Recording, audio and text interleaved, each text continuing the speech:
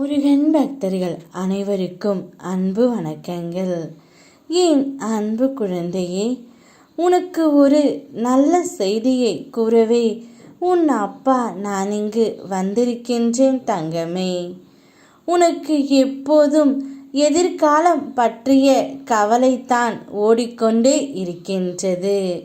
நீ நிகழ்காலத்தில் ஒரு நாளும் வாழவில்லை தங்கமே. கொஞ்சம் ஓய்வு எடு. உடலுக்கும் மனதுக்கும் ஓய்வு கொடு. எதுவும் சரியாக நடக்காவிட்டால் என்ன ஆகுமோ என்று கற்பனை செய்யாதே. நான் உன்னோடு இருப்பதை அவ்வப்போது நீ மறந்து விடுகின்றாய் தங்கமே. எதிர்மறை எண்ணங்கள் உன்னை சூழ்ந்து கொள்கின்றன.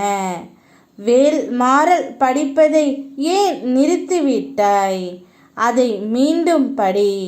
அது உன்னை உள்ளேயும் வெளியேயும் எந்த பகையையும் துன்பத்தையும் வராமல் காக்கும். நீ இன்று கிடைக்கும் ஓய்வில் கொஞ்சம் உன் மகிழ்ச்சியாக செலவிடு. நாளை என்பதை நான் பார்த்து கொள்கின்றேன். உன் முகத்தை கூட பார்க்க மாட்டேன் என்று சொன்ன உன்னுடைய துணை நாளையே உன்னை தேடி வருகின்றார். அவர் இப்போதுதான் என்னிடம் வந்து கேட்டார். நான் ஏதோ தவறு செய்தேன், இருந்தாலும் என்னால் அவளை மறக்க முடியவில்லை. எங்கள் இருவருக்குள்ளும் பிரச்சனை வந்து கொண்டே இருந்தது. இருந்தாலும் நாங்கள் விளையாட்டாக சண்டை போட்டாலும் அது மிக பெரிய பிரச்சனையில்தான் முடிந்து விடுகின்றது. இப்பொழுது நான் அவளிடம் முகத்தை கூட பார்க்க மாட்டேன் என்று சொல்லி திரும்பி வந்துவிட்டேன். இருந்தாலும் என்னுடைய மனது அவரை தேடிக்கொண்டு தான் இருக்கின்றது. இதையெல்லாம் சொன்னால் நீ சிரிப்பாய் என்று எனக்கு நன்றாக தெரியும் தங்கமே. ஆனால் அவளுடைய பாசம் உனக்கு இப்பொழுது புரிகின்றது அல்லவா? நீங்கள் இருவரும் வாழ்க்கை துணைவர்கள்.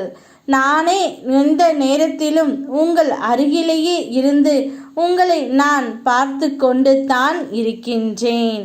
நீங்கள் இருவரும் எவ்வளவு அன்பாக உள்ளீர்கள் என்று. அவ்வப்போது சின்ன சின்ன பிரச்சனைகள் வருவது இயல்பு தான் தங்கமே.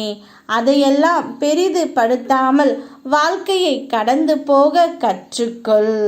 உன்னுடைய வாழ்வின் எல்லை வளர உன்னை வழிநடத்தி நான் வழித்துணையாக இருப்பேன். நிச்சயம் நீயும் உன்னுடைய துணையும் நாளையே ஒன்றாக இணைவீர்கள். அவர் நாளையே உன்னை தேடி வரப்போகின்றார். உங்களுடைய வாழ்வு சீரும் சிறப்பாக இருக்கப் போகின்றது. புதிய அனுபவங்களோடு வாழ்க்கையை கடக்க பழகிக்கொள். அனைத்தும் நல்லதாகவே நடக்கும். யாம் இருக்க பயமேன். ஓ முருகா.